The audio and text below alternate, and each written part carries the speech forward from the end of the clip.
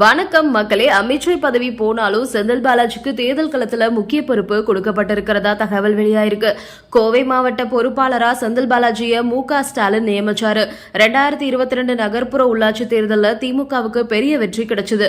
அதுக்கப்புறம் நடந்த ஈரோடு கிழக்கு இடைத்தேர்தலில் செந்தில் பாலாஜி வியூகம் கொடுத்தாரு.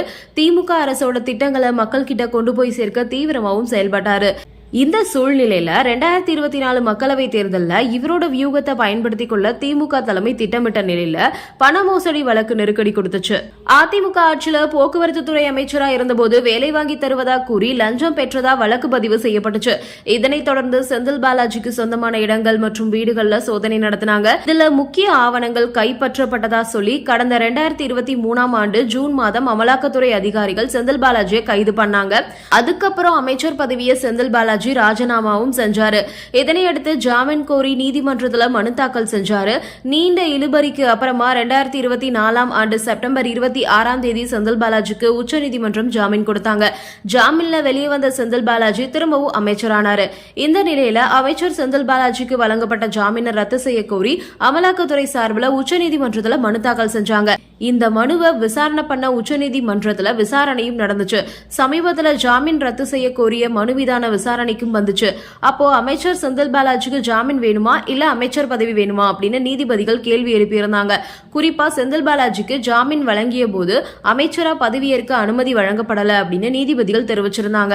அதோட அரசியல் சாசன பிரிவு 21 மீறியதன் காரணமா தான் செந்தில் பாலாஜிக்கு ஜாமீன் வழங்கப்பட்டதை தவிர அமைச்சரா பதவியேற்க ஜாமீன் வழங்கப்படல அப்படின்னு நீதிபதிகள் தெரிவிச்சு வழக்க ஒத்தி வச்சாங்க. இதுக்கிடையே செந்தில் பாலாஜி தன்னோட அமைச்சர் பதவியை ராஜினாமாவும் செஞ்சாரு. இந்த மனு மீதான விசாரணை நீதிபதிகள் அடங்கிய அமர்வு முன்னாடி விசாரணைக்கு வந்துச்சு.